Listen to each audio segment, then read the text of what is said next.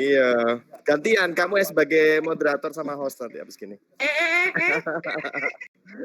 Baik, selamat pagi teman-teman sekalian. Atau Selamat saya pagi, moderatornya. Jangan merebut lahan orang.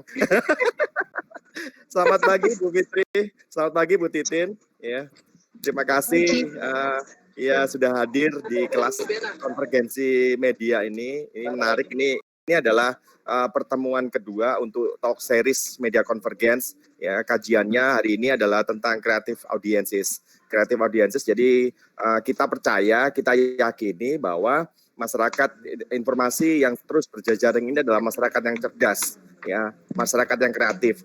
Tapi kecerdasan itu ya itu harus terus dijaga ya melalui literasi media digital.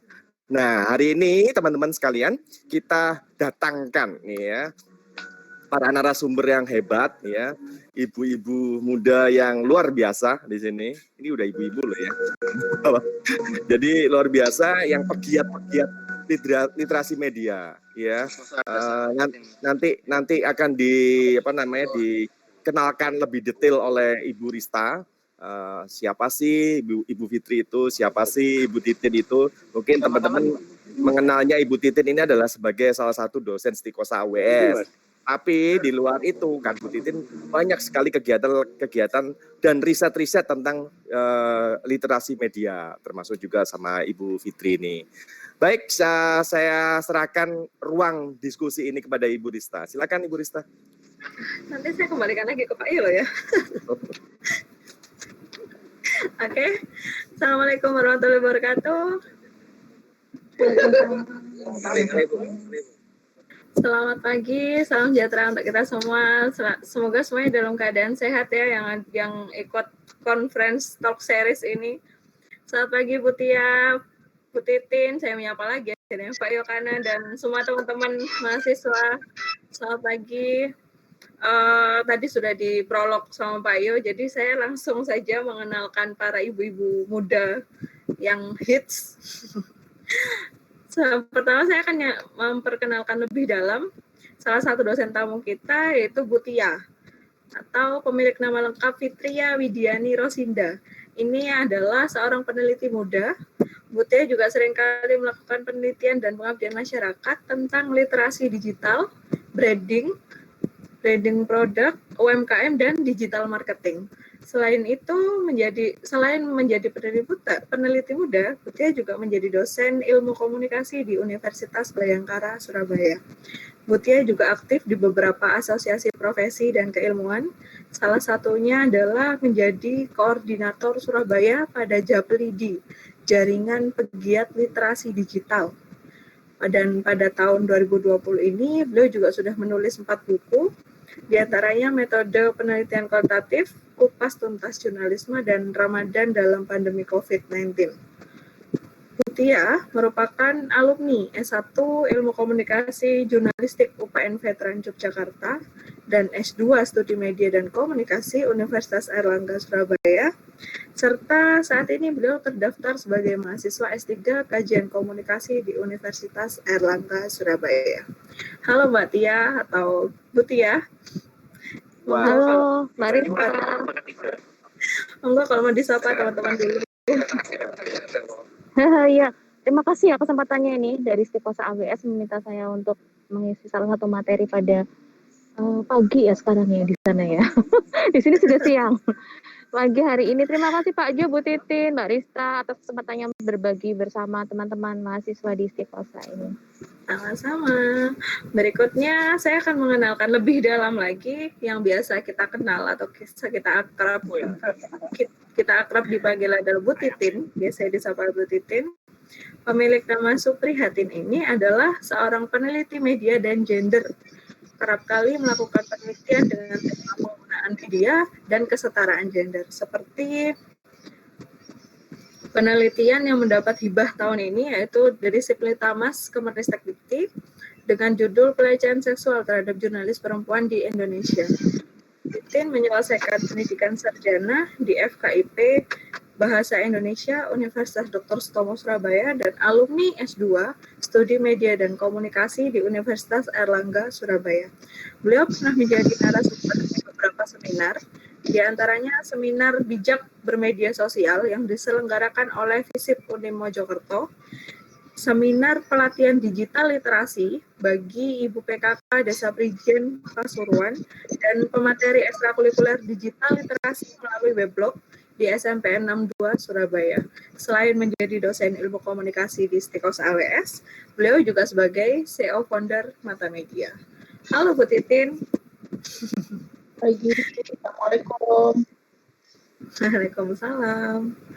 Selanjutnya memasuki acara inti yaitu pemaparan materi langsung oleh Bu Tia dan Bu Titin yang akan dimoderatori oleh Pak Yokanan seputar materi yang akan dipaparkan hari ini. Untuk teman-teman, jika ada pertanyaan, silahkan tinggalkan jejak digital di kolom chat ya.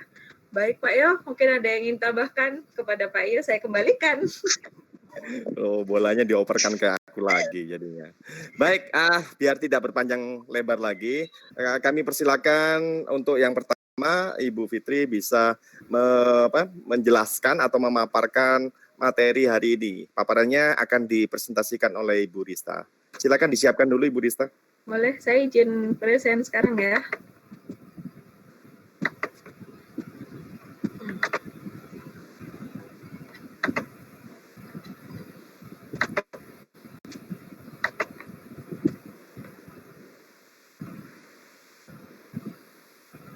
Sudah belum Pak?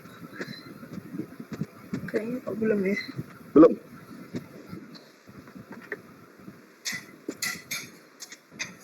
Ya. Ya udah masuk. Double. Oke. Silakan Bu Tia mungkin. Oke, terima kasih Rista. Oh, saya duluan ya? Oh, harusnya lebih papar nih Bu Titin duluan ini berbicara mengenai konvergensi media ini. Oke, teman-teman, ini mudah-mudahan sinyal kita stabil ya sampai kita selesai acara pada pagi hari ini, karena memang sinyalnya turun dan Telkomsel pun dari ganti ke 3G nih baru bisa nih. Tapi juga kok agak naik turun cuman 1-2 sinyal, mengerikan sekali Pak. Ya udah nggak apa, Bismillah. Begini, jadi saya akan sedikit berdiskusi dengan teman-teman tentang materi pada pagi hari ini mengenai konvergensi media. Nah, kemudian saya fokuskan ini di antara infodemik dan mental panik ya. Jadi saya yakin untuk konvergensi media itu pengertian, jenis dan lain sebagainya itu sudah dijelaskan oleh Pak Jo dan Bu Rista pastinya ya di dalam mata kuliah kalian gitu. Jadi saya ingin menekankan kepada literasinya. Bagaimana sih masyarakat ini justru sebenarnya di tengah teknologi yang semakin berkembang dengan pesat ini membuat masyarakat ini tidak siap gitu ya. Jadi teknologinya siap tapi masyarakatnya nggak siap. Ini kita diskusi bareng-bareng. Oke, yang pertama ya. Nah ini sebenarnya konvergensi media itu apa sih teman-teman? Intinya itu apa sih? Nah teman-teman bisa lihat ya, semua kita itu sudah terkoneksi dalam satu alat yang namanya handphone. Ya, dengan handphone semua itu bisa kita genggam gitu ya. Ibaratnya dunia itu ada di dalam genggaman kita. Kita mau ngapain aja, kita mau lihat apa aja, kita mau tahu apa aja, kita mau kepo mengenai apapun itu semua kita bisa dapatkan dari media. Bahkan kebutuhan hidup kita sehari-hari itu dipenuhi oleh media. Bahkan untuk urusan perjodohan digunakan kita bisa cari di media. Pasarnya seperti itu ya. Jadi memang konvergensi media ini yang pertama itu adalah semua dunia dalam genggaman kita. Kemudian yang berikutnya, nah apakah ini juga dinamakan konvergensi media? Next slide ya Bu Rista. Nah seperti itu. Kita bisa lihat hanya dengan kita memiliki jari yang dapat menyentuh itu semua kita sudah bisa mendapatkan semuanya. Kalau dulu kita cari informasi itu kita mesti buka radio, sel TV, buka koran, media massa. Sekarang kita cuma tinggal menggerakkan jari-jari kita sehingga kita bisa mendapatkan semuanya. Kemudian next berikutnya adalah ini ya. Teman-teman bisa lihat bahwa dulu di era 90-an, 2000-an mungkin ya, 2000-an itu masih digunakan teknologi yang seperti ini. kita masih bisa menyaksikan orang tua kita baca koran setiap pagi. Bahkan kita pun masih bisa membuka halaman sport gitu ya di surat kabar, atau halaman hobi, atau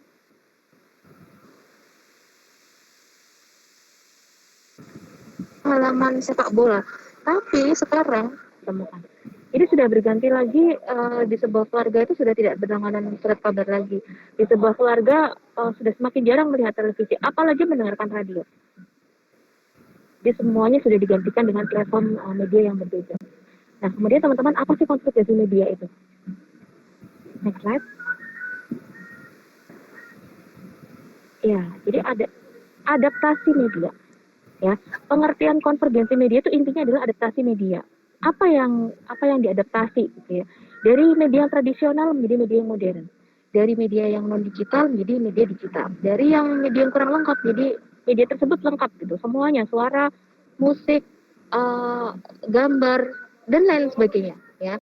Kemudian dari yang tidak eksisten menjadi akan eksisten. Dari yang homogen menjadi heterogen. Kita tahu bahwa ketika sebuah media ini di masa ini ingin konsisten, dia pasti harus berubah. Dia nggak mungkin menggunakan teknologi yang lama, gitu ya, karena bisa tergerus dengan era perkembangan teknologi yang semakin tinggi, gitu ya. Makanya kenapa inti dari konvergensi media itu adalah adaptasi. Kemudian adaptasi berikutnya adalah next slide, Marista. Nah, ini dari media lama menjadi media baru. Ya, teman-teman pasti sudah mengenal istilah new media ya, sudah dijelaskan oleh Bu Titin, Bu Rista, dan Pak Jon. Apa itu new media? Saya di sini tidak akan menjelaskan lagi apa itu new media, karena banyak sekali new media itu termasuk perkembangannya, tahap-tahapannya, dan termasuk efek-efek yang ditimbulkan dari new media. Lalu kemudian berikutnya, dari paradigma industri lama menjadi paradigma industri yang baru. Gitu ya, dari monotasking menjadi multitasking. Jadi kalau misalkan dulu tuh masih monotasking gitu, satu aja. Nah sekarang itu dengan adanya konvergensi media itu bisa multitasking. Bukan hanya medianya saja, tetapi orang-orang di balik media itu menjadi orang yang multitasking. Dulu zaman saya jadi wartawan, waktu saya S1 di Jogja, saya jadi wartawan, saya masih nyatet. Jadi ketika saya masih wawancara narasumber, saya tuh masih nyatet. Saya selalu kemana-mana bawa notes, karena waktu itu HP masih sesuatu yang sangat langka gitu. Kalaupun ada, HP yang pertama itu HP Nokia pisang, itu juga harganya mahal banget gitu. Jadi saya masih nyatet wawancara narasumber, terus masih pakai tape recorder yang gede itu yang dibawa kemana-mana itu. Sekitar tahun 99, 98, 99 itu ya. Nah sekarang semuanya bisa digunakan melalui satu handphone. Ya, jadi kita sendiri pun sebagai orang media itu juga multitasking di samping media itu sendiri. Ya, kemudian berikutnya dari non komprehensif menjadi komprehensif gitu, lebih menyeluruh semuanya, lebih lengkap semuanya. Jadi kalau misalkan satu peristiwa yang terjadi bisa dimuat di media cetak itu terbatas sekali, hanya ya saat itu juga gitu. Ketika ada tambahan berita lagi dari koresponden di daerah lain, media cetak itu nggak bisa ketika memuat gitu. Dia harus menunggu untuk besok lagi, harus dicetak lagi seperti itu. Tapi dengan adanya konvergensi media, adaptasi media dari media cetak ke media non platform baru gitu ya, itu bisa ditambahkan dalam hitungan detik. Gitu ya teman-teman, itu maksudnya adaptasi media itu seperti itu gitu. Jadi pengertian konvergensi media itu banyak sekali ya. Para pakar komunikasi, para tokoh-tokoh itu menjelaskan dengan cara yang sangat detail gitu, perubahan ini itu dan berdampak ini itu. Tapi inti dari konvergensi media adalah itu tadi ya teman-teman, adaptasi media gitu ya. Nah kemudian apakah dengan adanya konvergensi media ini berarti membunuh media terdahulu? Itu yang sering jadi perdebatan bahkan di kalangan wartawan itu sendiri ya. Ada belum Mbak Rizka, belum Mbak Mas yang tadi. Jadi iya belum, masih slide yang sebelumnya. Nah ini sebetulnya tidak gitu ya, karena beberapa juga sudah mengatakan bahwa konvergensi media itu sebenarnya tidak membunuh media terdahulu gitu, tetapi adalah adaptasi gitu dan akan terus berkembang, bukan mati. Terus kemudian waktu saya berdiskusi dengan rekan wartawan online dan media cetak, enggak, adaptasi yang sekarang ini justru membunuh media-media yang lama gitu. Maksudnya adalah membunuh itu dalam artian media itu pada akhirnya tersingkir dengan sendirinya karena apa teman-teman? Tidak mampu berkreasi. Ya, mereka tidak mampu berkreasi, mereka kurang kreatif mengembangkan medianya dengan telepon yang baru. Ini ranahnya Pak Jo ini ya, tentang digital media ini ya. Jadi apa namanya, uh, bukan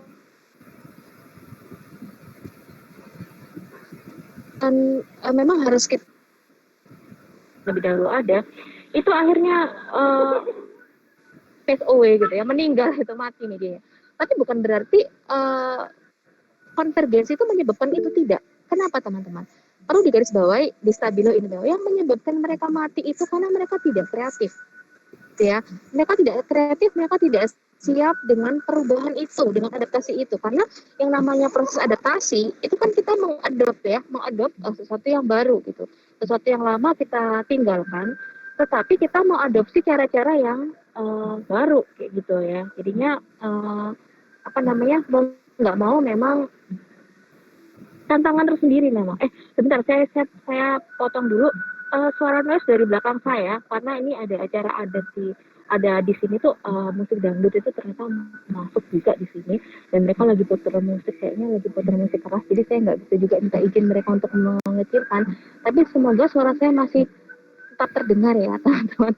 Jadi bukan dari yang lain, ini dari saya ini. Mohon maaf Mbak Titi. Kayak gitu.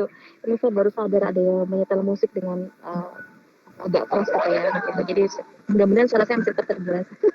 Betul, dangdut is the music of my country ya Pak Jo. Oke, saya lanjutkan itu. Nah, kemudian dipertegas oleh Roger Federer ya. Beliau adalah pakar media digital gitu ya. Nah, beliau lah yang mengeluarkan istilah media morfosis gitu. Jadi di situ pun beliau menegaskan bahwa dengan adanya konvergensi media itu tidak mematikan media yang terdahulu, justru membuat media yang terdahulu itu semakin ada tantangan untuk berkembang ke arah yang lebih baik gitu. Nah, masalahnya adalah kenapa begitu banyak, kalau kita lihat di internet ya, di Google, kita googling ya, beberapa banyak media yang sudah tewas gitu ya, media-media lama yang sudah tidak lagi beroperasi karena mereka tidak mampu mempertahankan eksistensinya dengan adaptasi yang baru gitu ya. Tapi ada juga media-media yang lama yang tetap bertahan hingga saat ini dengan mengubah konten seperti keinginan masyarakat, mengubah cara-cara menyusun kontennya atau apapun gitu. Jadi memang itulah tantangannya dalam konvergensi media ya, yang tidak siap akan tidak siap akan tergusur, yang siap akan terus melesat gitu. Sama seperti manusia ya teman-teman ya, kalau kita nggak siap dengan segala perkembangan, siap dengan perkembangan teknologi. Oke, next step Mbak Rizka. Nah ini, sekarang kita masuk kepada bagaimana sih di era konvergensi media ini, apakah kita masih dapat mampu, ini yang lebih penting ya, ini justru yang lebih penting, bahwa dulu saya membaca salah satu tulisan di Google, saya lupa tulisannya siapa gitu ya. Dulu pada saat media itu belum ada konvergensi, yang namanya hoax itu sudah ada sebetulnya, tetapi tidak seheboh sekarang. Gitu, hoax itu kan berita bohong, berita palsu seperti itu sudah ada sejak lama. Gitu, tetapi tidak terlalu banyak masyarakat yang terkena imbas dari hoax itu. Tidak banyak masyarakat yang terimbas dari fake gitu ya, berita palsu atau bohong itu. Karena apa? Karena perkembangan teknologi informasi dan komunikasi tidak sedrastis dan tidak sederas saat ini gitu. Ya, jadi hanya kalangan masyarakat tertentu saja yang itu memiliki alat komunikasi. Mereka masih manual sekali, masih baca koran sekali. Yang namanya baca koran itu adalah media-media yang sudah pasti terverifikasi. Media-media zaman dulu itu kayak misalkan koran itu sudah terverifikasi dan wartawannya menuliskan berita itu sesuai dengan standar etika jurnalis yang baik gitu dan memenuhi aturan 9 prinsip jurnalistik yang baik gitu ya. Jadi sangat kecil kemungkinan terjadinya hoax gitu. Karena apa teman-teman? Tidak ada media online, tidak ada perkembangan media online gitu.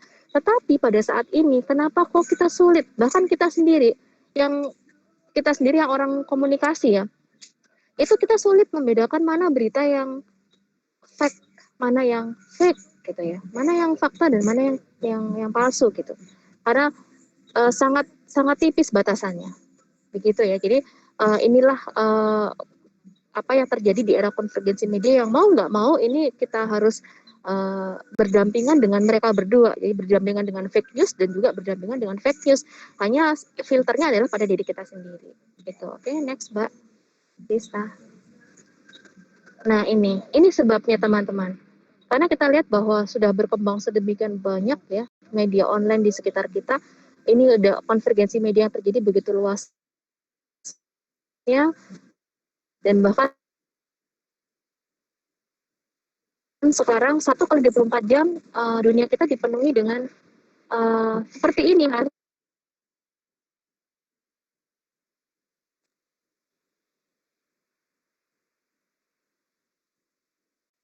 kita yang mau nggak mau ada di sekitar kita ya, karena perkembangan media yang sedemikian hebatnya gitu. Dan perlu digarisbawahi juga adalah beberapa media online ini, Bu Titin paham banget, beberapa media online itu banyak, nggak banyak ya, beberapa saya koreksi, beberapa itu menulis pemberitaan yang tidak sesuai dengan kode etik gitu, tidak sesuai dengan ketentuan jurnalistik yang baik gitu, tidak sesuai dengan kalimat-kalimat yang itu bisa dikatakan melanggar etika, termasuk pemuatan gambar dan lain sebagainya, gitu ya. Kemudian yang dilupakan oleh mereka adalah verifikasi. Jadi verifikasi tidak ada dalam beberapa media-media online tersebut. Itu yang mengakibatkan terjadinya hoax yang demikian banyaknya di sekitar kita. Oke, berikutnya.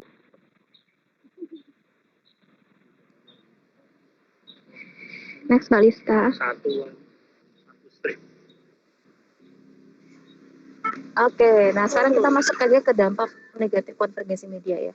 Jadi ini kalimat saya sendiri setelah saya membaca dan menganalisa apa saja dampak negatif yang terjadi di sekitar kehidupan masyarakat ya, karena saya di jaringan penggiat literasi digital itu banyak sekali saya turun ke masyarakat, terus kemudian saya juga banyak berdiskusi dengan banyak orang. Nah, saya simpulkan bahwa dampak negatif dari konvergensi media itu teman-teman hanya satu, yakni adalah perubahan perilaku masyarakat media. Itu. Jadi perubahan perilaku masyarakat media. Nah, apa saja sih perubahan perilaku masyarakat media yang berubah? Itu teman-teman bisa baca. Masyarakat tidak siap bertransformasi, gitu.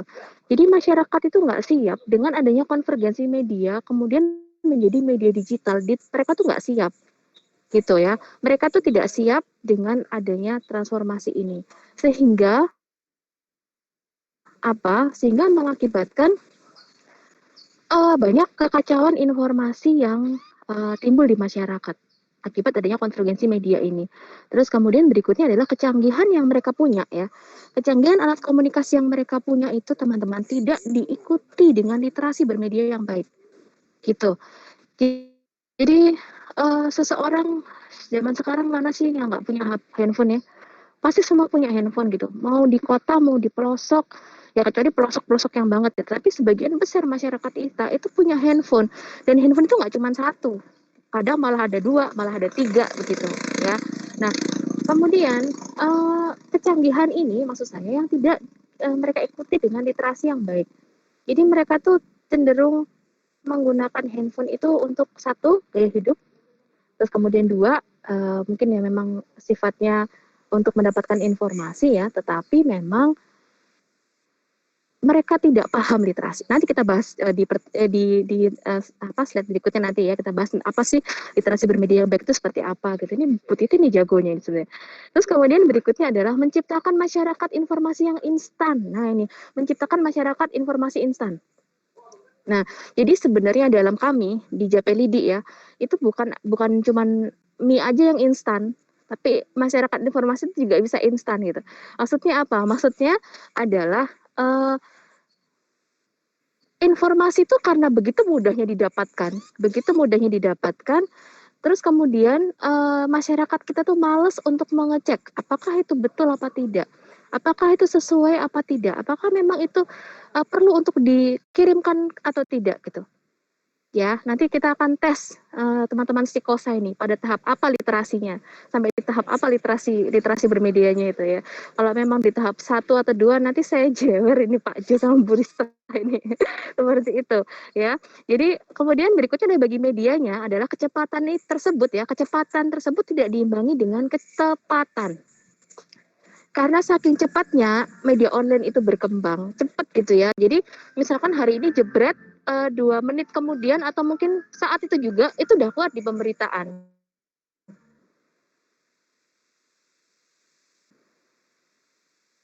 Seperti itu ya. Jadi kecepatan itu bagus, tetapi alangkah baiknya ketika itu diimbangi dengan ketepatan, sehingga informasi saya kan juga tepat gitu untuk masyarakat, tidak merugikan masyarakat.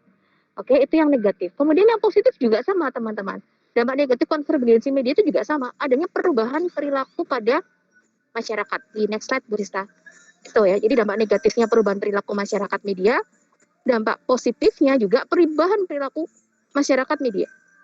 Nah, tapi positifnya apa? Masyarakat memiliki banyak pilihan untuk bermedia.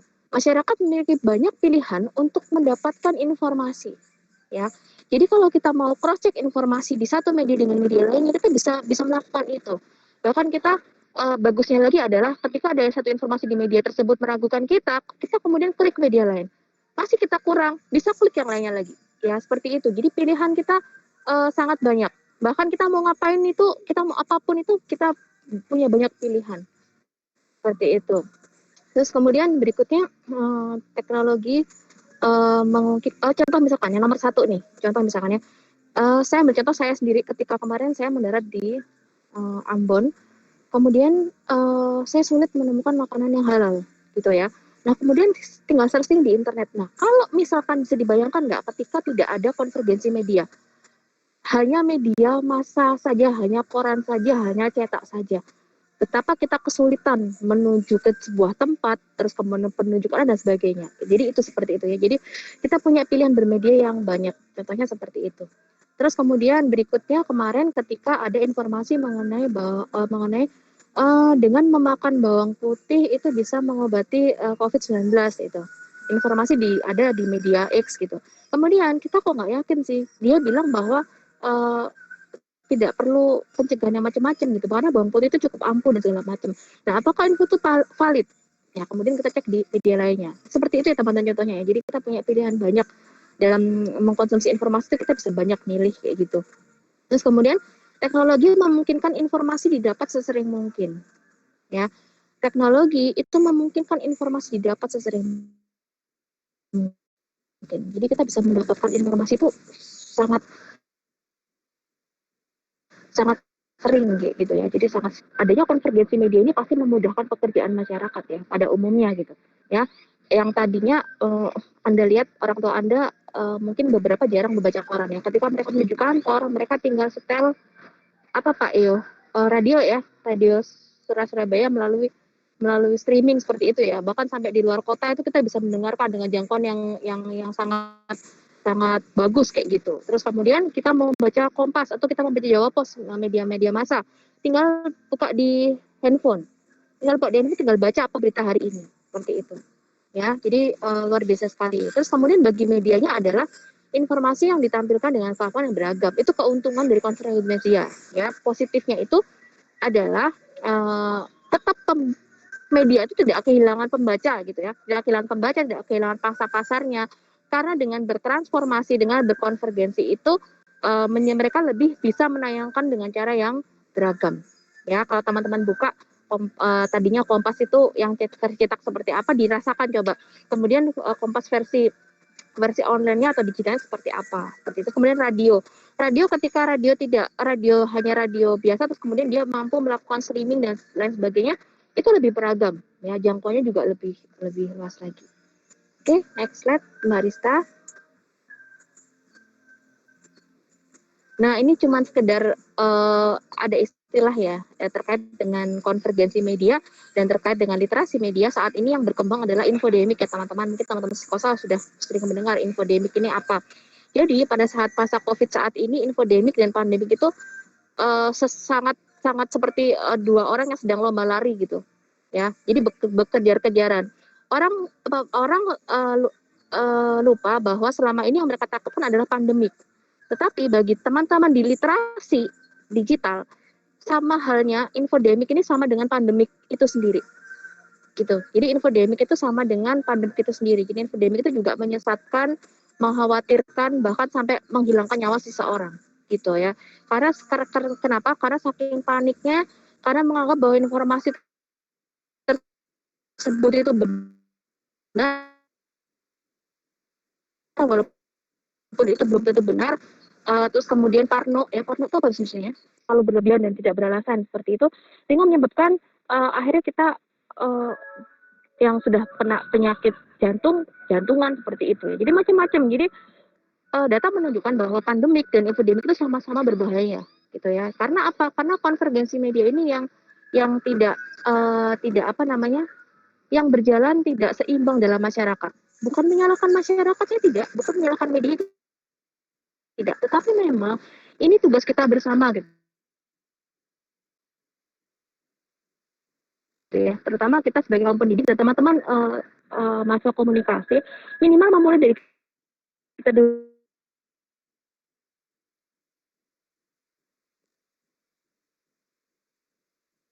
gitu. Minimal memulai dari kita dulu untuk kita bisa share ke orang lain betapa bahayanya infodemik, teman-teman. Infodemik ini mengacaukan sekali, ya, mengacaukan sekali, membuat ketakutan dan kepanikan luar biasa di masyarakat, ya. Oke, next slide, Mbak Rista.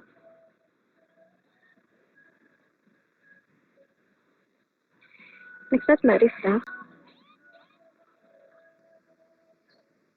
Belum ini ya? Oke, saya tunggu. Atau sinyal saya yang jelek ini. Aduh, benar-benar. Oke, ini sekedar ilustrasi di COVID sekarang ya. Tapi banyak sekali yang lain gitu ya. Ini hanya ilustrasi saja betapa memang ini berkejar-kejaran ya. Mereka saling tujuannya tuh semua nggak bagus pastinya ya.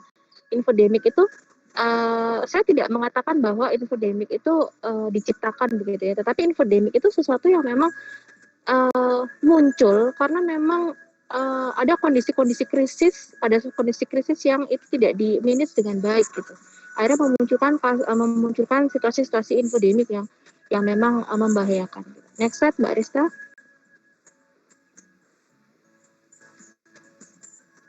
Nah, ini udah pasti ya teman-teman. Kenapa kalau ada yang tanya kenapa infodemik itu ada? Bukan karena COVID, tidak ya.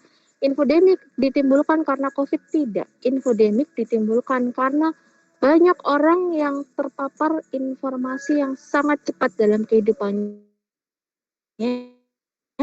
di mana kecepatan terpapar tersebut tidak diimbangi dengan kecepatan untuk cek fakta. Ini bukan infodemi atau hoax, itu dicipta bukan karena satu kasus tertentu gitu, enggak, itu sebenarnya dari kita sendiri kok, itu misalkan ya. Jadi misalkan ketika kita percaya informasi apapun sehubungan terkait dengan COVID kemudian menciptakan infodemi, tidak, karena kita sendiri sebetulnya yang menciptakan infodemi itu gitu. Kenapa? Ya karena kita terpapar informasi banyak banget dan itu kemudian informasi itu dalam hitungan detik sifatnya ya. Terus kemudian tidak diimbangi dengan kecepatan apa ya, cek fakta ya, kita males gitu. Nanti kita lihat cek fakta itu apa saja. Oke, next Mbak Rista.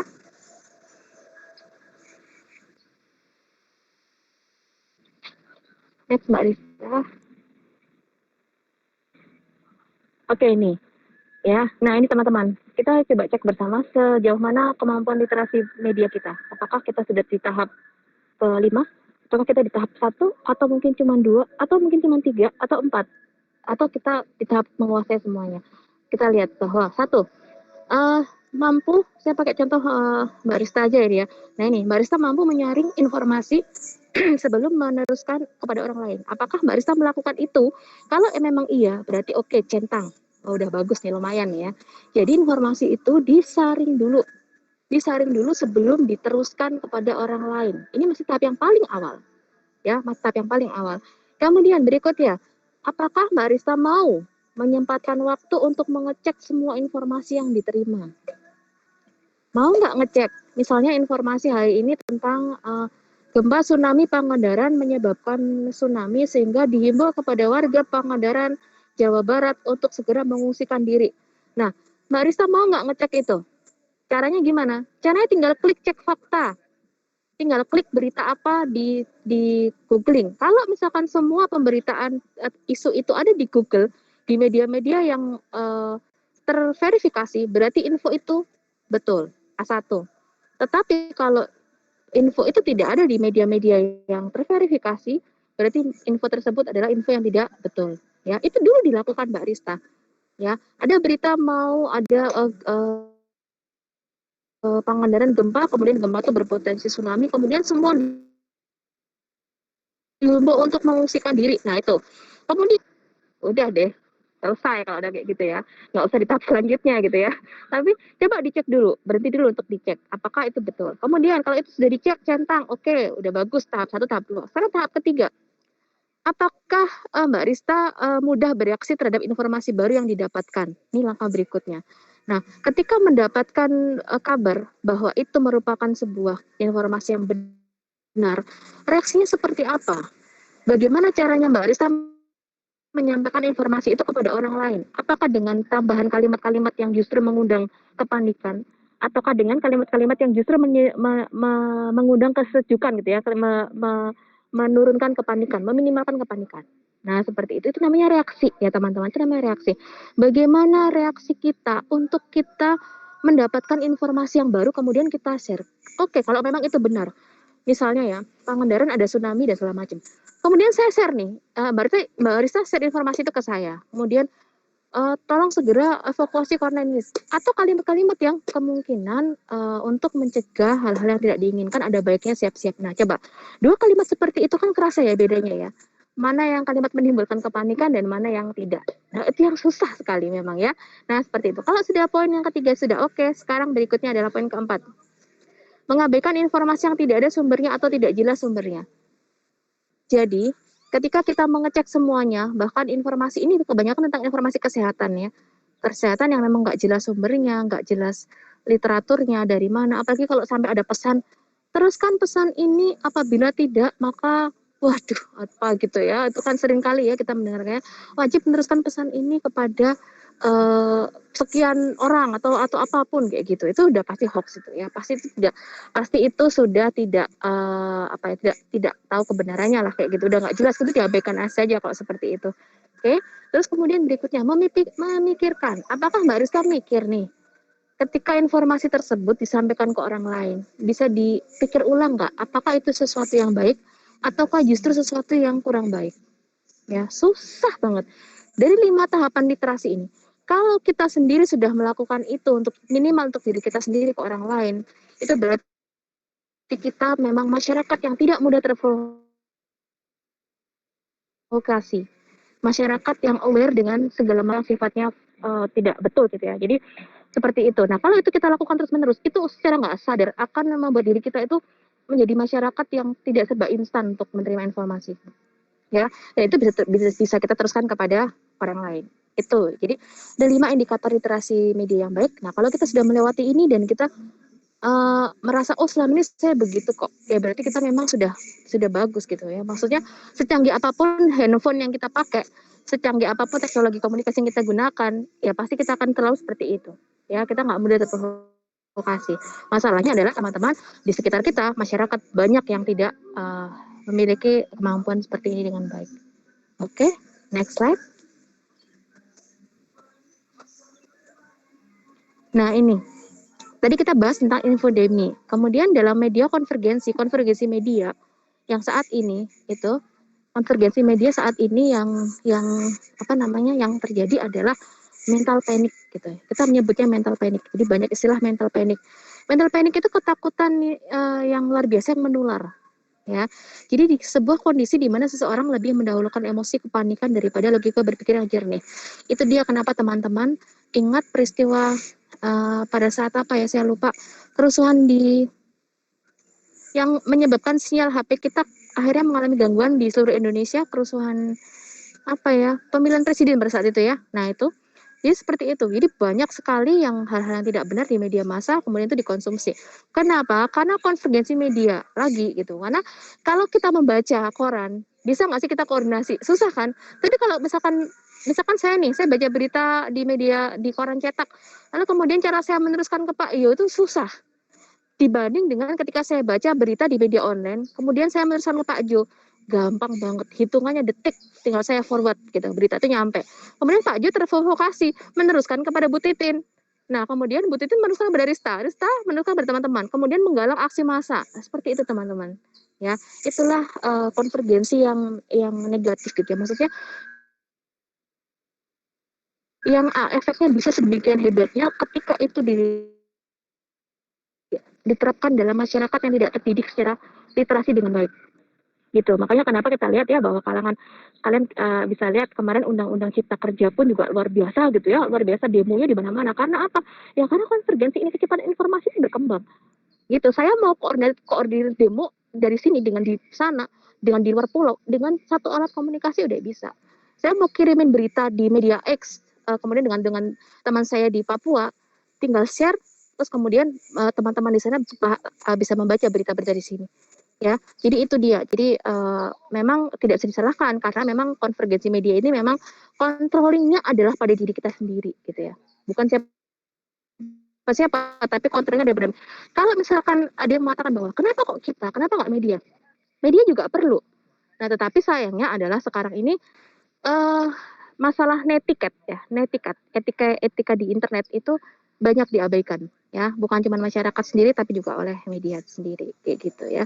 Jadi kemudian berikutnya kembali kepada mental panic, itu disebabkan karena frame of reference yang dimiliki orang tersebut terhadap sesuatu hal itu nggak sama gitu.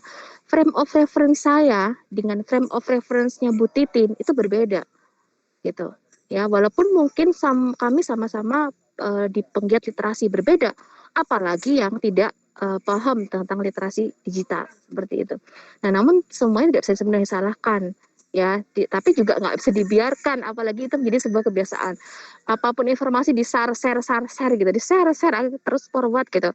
Ada tuh menjadi sebuah simalakama gitu ya, nggak berkesudahan. Oke, next slide Mbak Rista. Nah, ini sebenarnya siapa sih yang salah tentang konvergensi media ini? Maksudnya efek yang ditimbulkan seperti apa? Sebenarnya nggak ada yang salah ya sebetulnya ya. Jadi mau karena masyarakat, saya sepakat ya. Saya punya sikap bahwa di saat masyarakat kita sebagian besar lebih senang untuk menunjuk, gitu ya, lebih senang untuk menunjuk, menyalahkan. Marilah kita lebih senang untuk telunjuk ini bukan saya arahkan ke Pak Jo, tapi telunjuk ini saya arahkan ke diri saya sendiri gitu ya. Jadi sebetulnya saya gitu, karena saya tidak mampu tidak memiliki literasi yang baik gitu, saya cenderung panik, saya cenderung meng-share informasi tanpa saya pikir bahwa informasi itu saya cek sebelumnya itu betul gitu. Apakah informasi itu betul? Apakah informasi itu layak untuk saya sampaikan? Apakah ketika saya mengetahui apapun informasi itu, saya bisa berpikir lebih dulu sebelum saya meneruskan kepada orang lain gitu ya. Jadi seperti itu. Dan kemudian teman-teman ini mungkin Bu Titin paling paham ini bahwa media online ya yang berkembang, sosial media online apapun namanya itu cenderung memang agak sedikit tidak sepenuhnya bersandar pada kualitas jurnalistik yang baik. Walaupun tidak semuanya ya, tapi karena mereka tuh ter tuntutan kecepatan, kembali lagi kecepatan tidak diimbangi dengan ketepatan. Itu yang mengakibatkan adanya distorsi informasi ya, adanya berbagai macam kabar yang tidak bagus gitu, yang tidak betul. Oke, berikutnya sepertinya sudah selesai nih. Oh belum ya. Nah terus kemudian konvergensi media nih di era normal baru, tantangannya seperti apa? Media tanpa kecuali terkena penurunan omset karena melemahnya ekonomi ya pasti ya, dan yang terbaik untuk bertahan adalah dengan beradaptasi ya. Jadi sekali lagi yang digarisbawahi adalah adaptasi atau konvergensi media itu tidak menyebabkan media itu mati. Yang menyebabkan media mati itu adalah orang-orangnya tidak kreatif gitu ya, sama dengan kita, sama dengan mahasiswa, sama dengan dosen, sama dengan pekerja-pekerja yang lain gitu. Seseorang ataupun kelompok orang yang selalu dalam hidupnya beradaptasi, berkreasi, itu dia selalu punya poin-poin penting gitu ya. Dia bisa bertahan dalam kondisi yang sesulit apapun, dia bisa bertahan. Ini berlaku juga teman-teman dalam konvergensi media. Begitu ya. Jadi sekali lagi saya juga termasuk yang setuju bahwa konvergensi media itu bukan penyebab kematian media gitu. Tapi memang tantangan karena kita kan hidup harus selalu ada ini ya, karena perkembangan teknologi dan komunikasi itu selalu berbanding lurus dengan tantangan kita untuk beradaptasi dengan hal tersebut. Oke, selama media bisa menjadi problem solver bagi segala permasalahan masyarakat, maka masyarakat akan tetap membutuhkan media, gitu ya. Jadi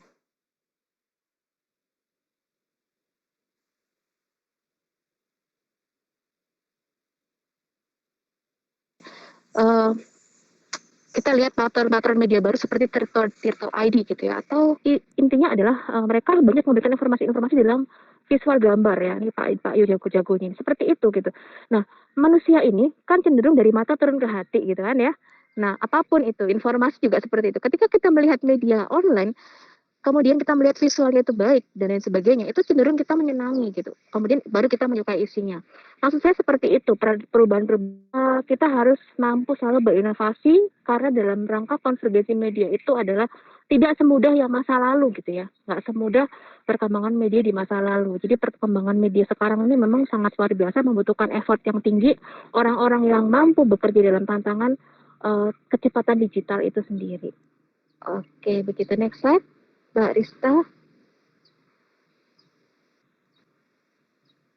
Nah, ini mungkin ini sekedar rumus ya teman-teman. Ini rumus bahwa kredibilitas media. Jadi gini, kalau Jawa Pos dulu pada saat media cetak, pelanggannya itu banyak banget. Jadi oplahnya tuh sehari itu banyak betul, sampai ratusan ribu gitu ya, satu kota saja. Terus kemudian ketika dia berubah menjadi platform digital saat ini, apakah media Jawa Pos bisa masih tetap membangun trust kepada masyarakatnya? Ataukah masyarakat masih bisa percaya bahwa Jawa Pos itu adalah satu-satunya media yang menyajikan informasi dengan komprehensif? Seperti itu. Gitu ya. Jadi ini rumus aja, dan itu bisa ini untuk lebih ke medianya ya, bahwa trust itu dipengaruhi oleh kredibilitas, reliability, intimacy, kemudian itu berhubungan dengan self orientation dari media tersebut. Oke, next slide Mbak Rista. Nah, ini sih, kalau ini sekedar masyarakat ya, tantangannya gimana? Jadi mudah mengakses informasi, seharusnya milik masyarakat terdidik ya, seharusnya. Tapi kan nggak bisa semuanya seperti itu ya. Kita sendiri pun kadang masih punya banyak kelemahan ya. Masyarakat sebagai penjaga gawang dalam bisingnya informasi agar tercipta keharmonisan. Tetapi beberapa masyarakat cenderung justru menciptakan apa teman-teman? Menciptakan kebisingan.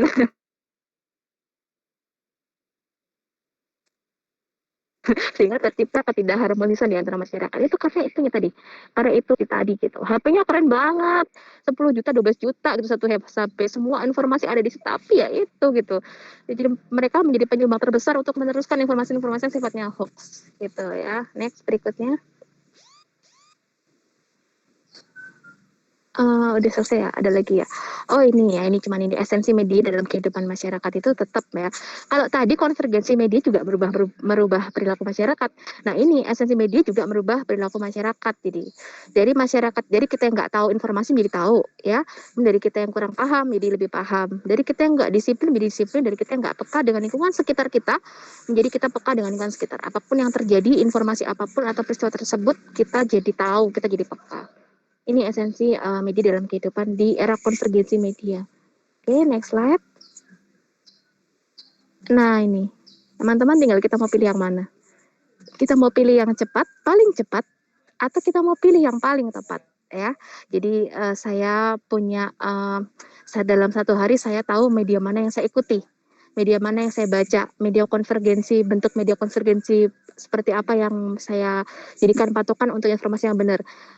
Mbak Rista juga seperti itu, Bu Titin juga pasti seperti itu. Dalam satu hari pasti saya yakin hanya ada media-media tertentu yang dibuka gitu ya, begitupun dengan Pak Jo gitu. Jadi nggak semua media itu kita buka gitu, karena kita nggak punya waktu terbatas gitu ya. Nah itulah pilihan kita, termasuk juga teman-teman mahasiswa Stikosa ini. Kita mau memilih yang paling cepat atau kita mau memilih yang paling tepat. Terima kasih, sekian materi dari saya. Mohon maaf kalau ada yang tidak berkenan karena kesempurnaan hanya milik Allah SWT. Assalamualaikum warahmatullahi wabarakatuh. Wah, terima kasih Bu Fitri, Mbak Tia ya, kita sapa. Saya sering sebutnya itu ya. Jadi materi hari ini tidak kelihatan. Luar biasa ya. Sebelum masuk ke materi berikutnya Bu Titin, mungkin kita simpan dulu ya beberapa pertanyaan untuk materinya Bu Tia ini ya. Materi ini memang paradoks kalau bagi saya ya, paradoks tentang kecepatan yang berbanding terbalik dengan ketepatan ya. Simpan dulu teman-teman pertanyaan atau pernyataannya. Kita masuk ke materi yang kedua yang tidak kalah heboh ya, hebatnya di sini oleh Bu Titin. Silakan disiapkan Bu Rista untuk materinya Bu Titin. Silakan Bu. Ya, baik. Terima kasih. Assalamualaikum warahmatullahi wabarakatuh. Selamat pagi menjelang siang di cuaca yang mendung-mendung manja ini. Kita menanti-nanti hujan, karena hujan itu 1%-nya air, 99%-nya kenangan katanya. Baik, materinya sepertinya nyambung banget. Tadi yang dipaparkan Bu Tia tadi adalah praktik wujud praktik nyata dari kegiatan media literasi ya yang disampaikan hari ini untuk kita semua, bagaimana konvergensi media itu mengubah perilaku kita dalam berkomunikasi dan dalam mengkonsumsi media seperti dikatakan oleh Fiedler maupun teori tentang determinisme teknologi, bahwa perubahan teknologi pada akhirnya akan mengubah cara manusia untuk berkomunikasi maupun menggunakan media massa. Mohon maaf kalau ada noise suara, itu bukan promosi karena ini berbagi ruangan di rumah yang tipe one view. Sekali view terlihat semua dari depan sampai belakang. Oke, wah, kata Zohan di rumahnya sudah hujan. Semoga segera ke arah Gunung Anyar dan sekitarnya. Baik, materi saya hari ini adalah tentang media literasi. Kebetulan nyambung sekali dengan materinya Bu Tia tadi. Saya menyebut media literasi ini sebagai rukun akademik keempat. Saya analogikan sebagai sesuatu yang wajib bila mampu gitu. Dan menurut saya kalau kita sudah menyebut diri masyarakat akademik, seharusnya kita mampu untuk itu. Lanjut Mbak Rista.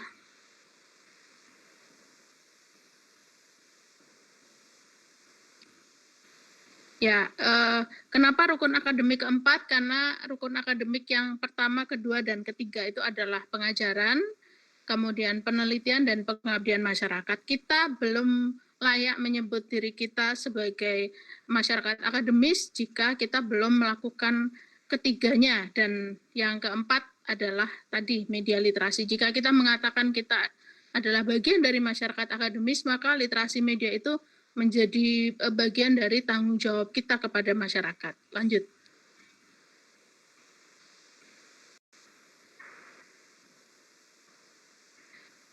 Oke, nah saya ingin tanya di antara teman-teman mahasiswa maupun mahasiswi, siapa yang memilih sabun cuci muka bukan karena iklan, atau siapa yang tidak merasa bahwa pria yang ada di iklan Elmen ini adalah sosok yang ideal. Mungkin bisa menulis di chat room.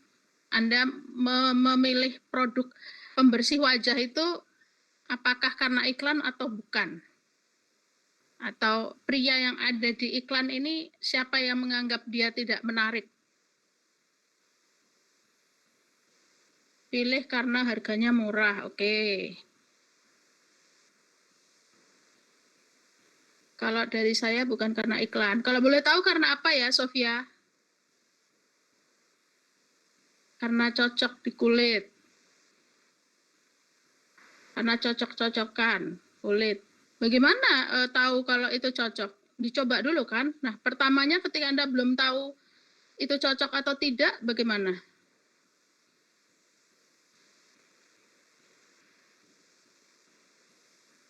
Saran. Nyoba semua. Wih, oke. Baru nyoba.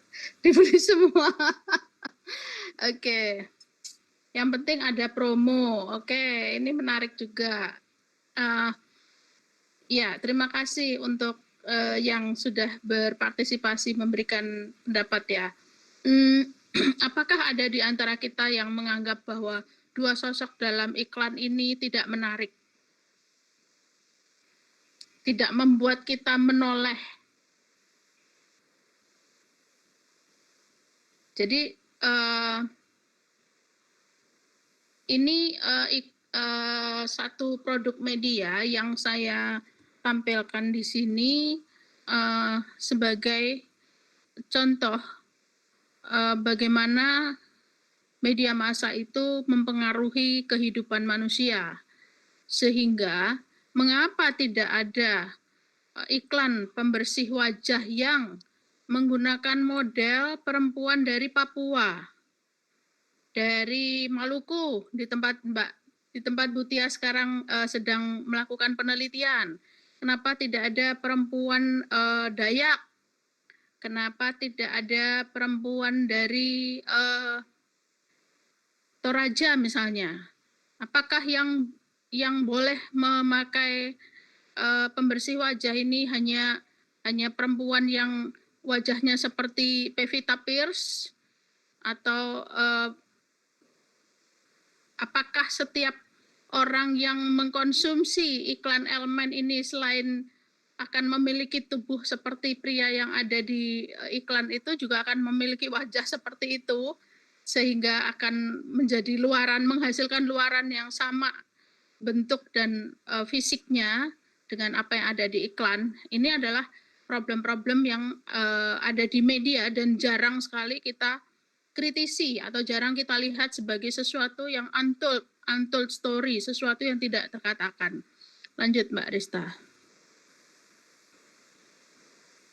Nah, kita mungkin sudah sering mendengar istilah media literasi. Media literasi.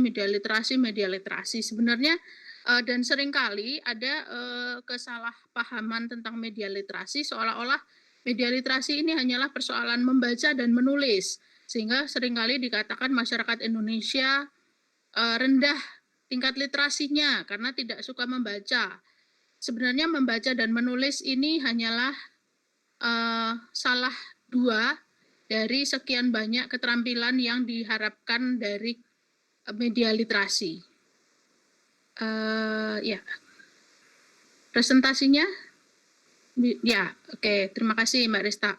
Jadi media literasi ini sebenarnya adalah keterampilan untuk mengakses media, bukan hanya karena ini kita bicara konvergens, media konvergens seperti tadi disampaikan Butia, maka bukan lagi itu hanya membaca dan menulis, tapi juga mengakses.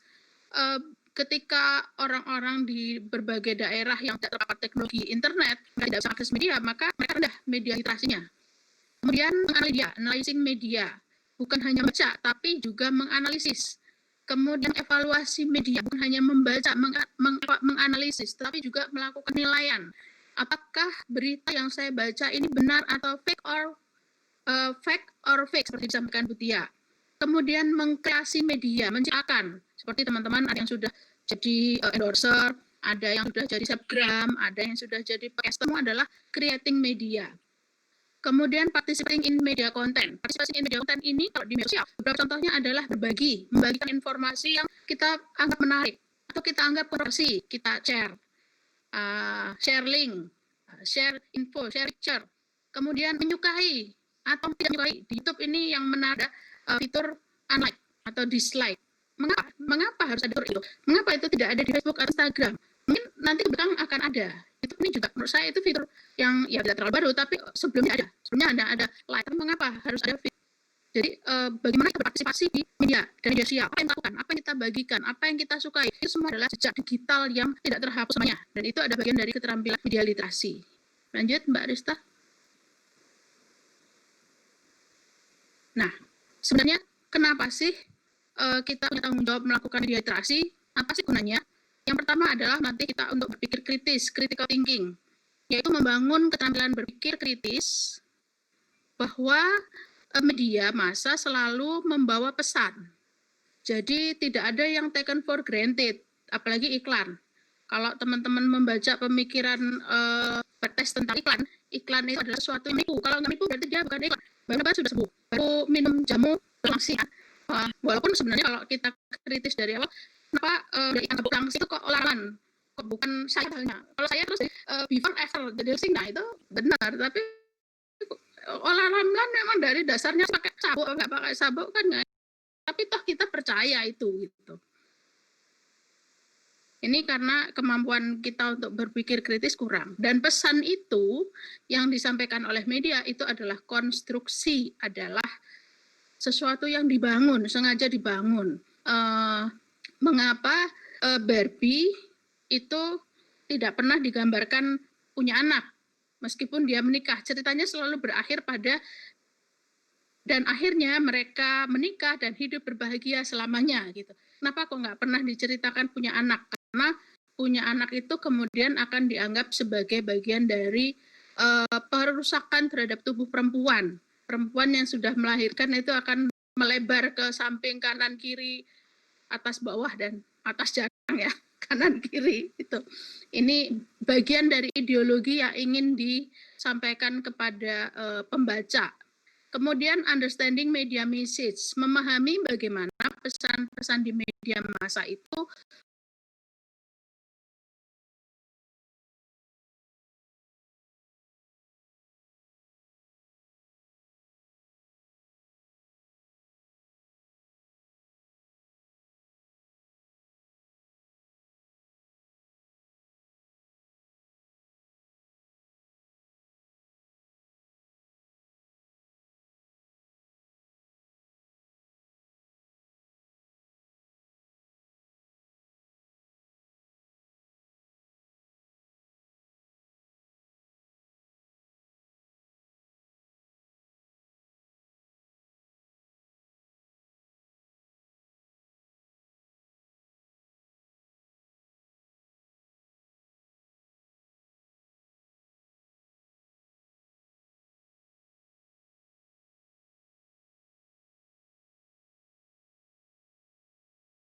membentuk budaya dan masyarakat.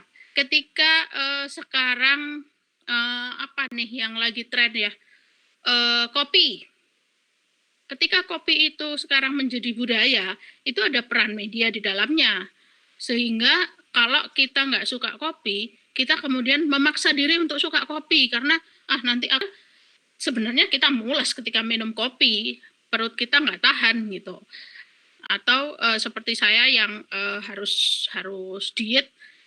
Nah, sebenarnya kopi kalau di berbagai negara lain minum kopi dan teh itu kan without sugar ya. Kebiasaan minum teh di Jepang itu kan habit budaya yang baik. Tapi memang tidak ada minum teh pakai gula, itu cuma di Indonesia. Nah, ini adalah budaya yang dibentuk oleh media. Contoh lainnya adalah bullying netizen. Mahasiswa saya kira tidak bebas dari entah apakah itu sebagai korban atau itu sebagai pelaku. Saya mengikuti jejak rekam digital beberapa orang di media sosial, entah itu di media sosial Stikosa maupun di media sosial luar ya. Walaupun mahasiswa kadang-kadang juga mengeluarkan statement-statement yang negatif atau sebenarnya juga sudah termasuk melakukan bullying atau merisak orang lain dengan berkomentar negatif dan memberikan label, memberikan citra yang buruk tentang orang lain. Nah, ini sebenarnya adalah budaya yang tanpa sadar diciptakan oleh media. Kalau saya mengikuti tulisan-tulisan di media sosial, sebenarnya kadang-kadang orang mengeluarkan istilah itu bukan karena memang dia memahami atau dia ingin menyebut sesuatu itu dengan istilah yang dia keluarkan, meskipun istilah itu negatif gitu. Tetapi karena dia mencontoh, meniru, ikut-ikutan saja. Misalnya maaf, ketika kita menyebut anjing atau BGST gitu ya, kita semua tahu lah artinya. Saya bahkan untuk menyebut itu saja tidak nyaman gitu. Nah, itu saya lihat hanya ikut-ikutan selebgram atau YouTuber itu kemudian menjadi seolah-olah bahasa yang digunakan pada satu waktu tertentu. Misalnya kalau zaman-zaman saya itu sekarang berganti dengan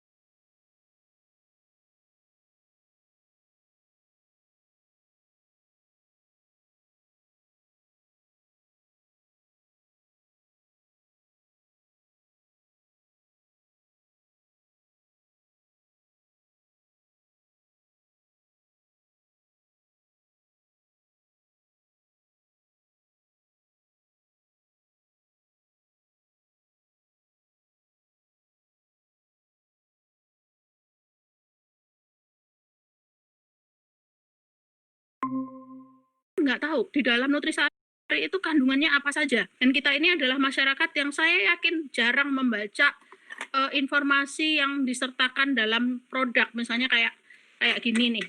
Berapa persen kita membaca ini? Berapa kandungan lemak, berapa kandungan karbohidrat, berapa kandungan, kita mungkin mikirnya alah keripik kentang nih tipis, berapa sih, gak bikin gendut. Nah ternyata energi totalnya aja 100 kcal, lemaknya 4,5 gram. Wow, itu. Jadi ini jarang kita berusaha melihat apa yang tidak diceritakan. Sebenarnya kalau di sini diceritakan, tapi kita tidak membacanya atau jarang membacanya. Kemudian mengevaluasi, yaitu menilai. Kita sudah di tahap ini konsumen yang terliterasi sudah mampu mengevaluasi. Saya nggak mau nonton acara X karena itu mengandung kekerasan. Saya nggak mau nonton akun YouTube inilah karena banyak adegan yang tidak layak atau belum layak ditonton dan seterusnya. Lanjut Mbak Rista.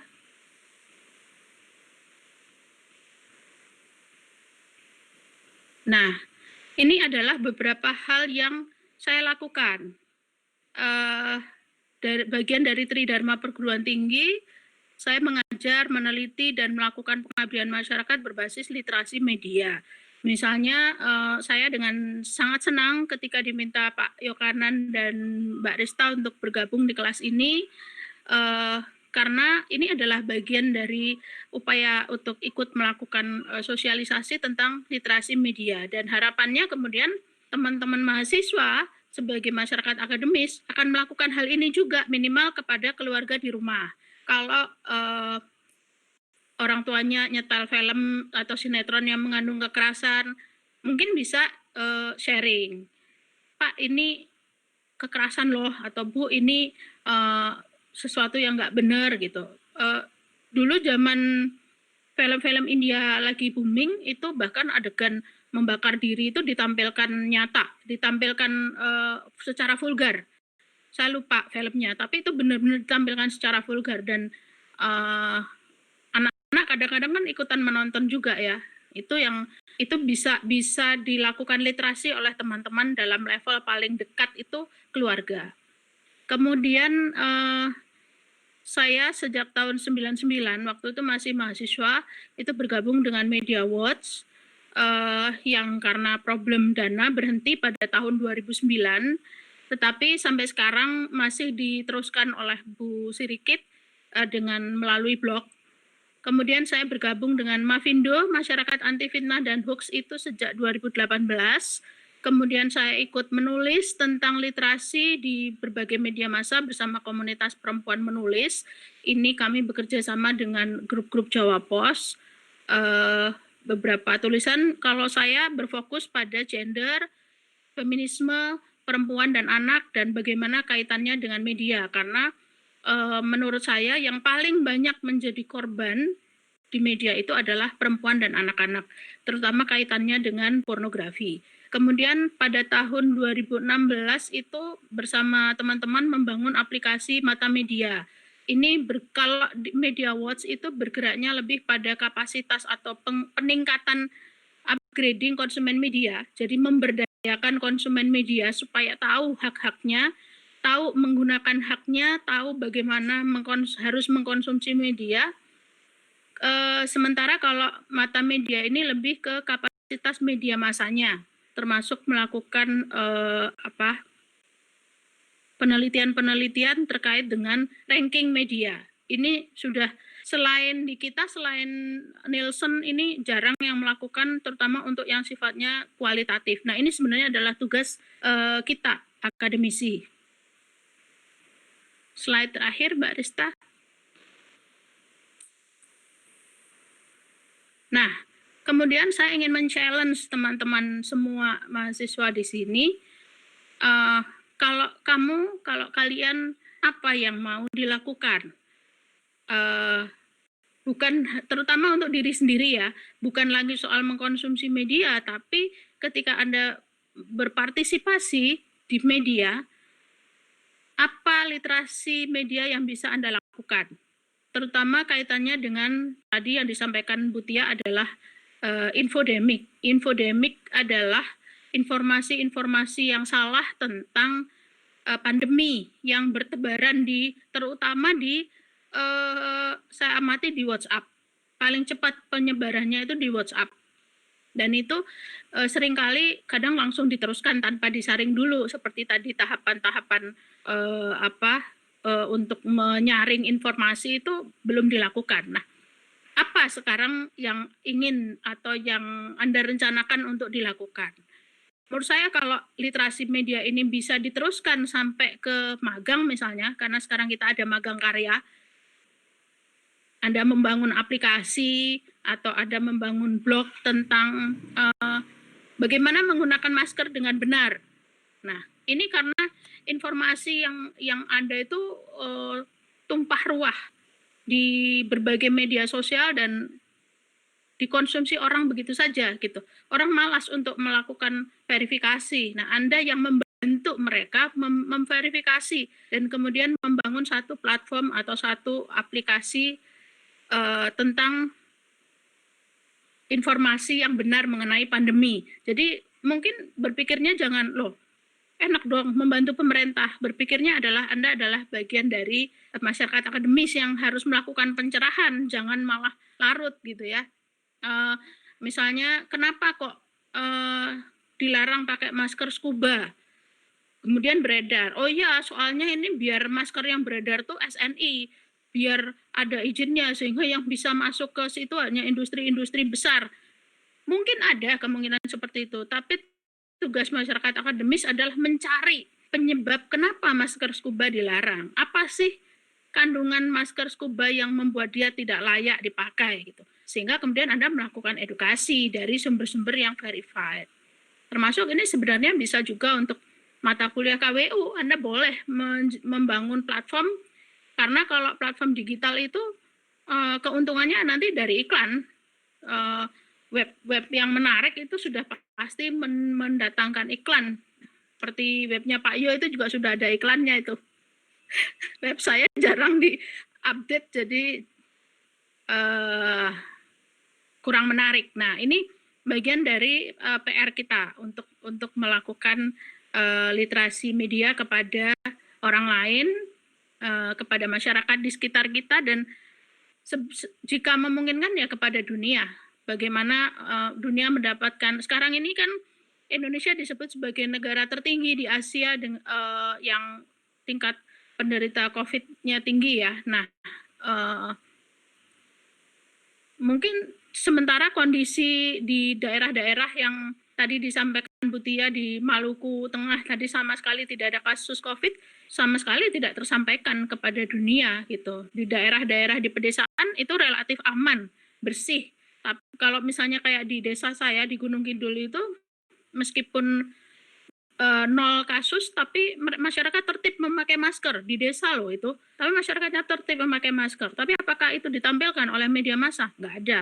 Nah ini kita bisa menampilkan itu ke dunia luar, seperti pernah diulas itu ada blog namanya Plat M. Plat M itu bicara tentang satu wilayah di Madura yang mandiri, independen, bahkan dibiayai pemerintah pun nggak mau. Nah ini yang bisa men-share atau membagikan info-info seperti ini hanyalah kita nggak bisa mengharapkan media massa mainstream karena mungkin dianggap tidak punya nilai berita.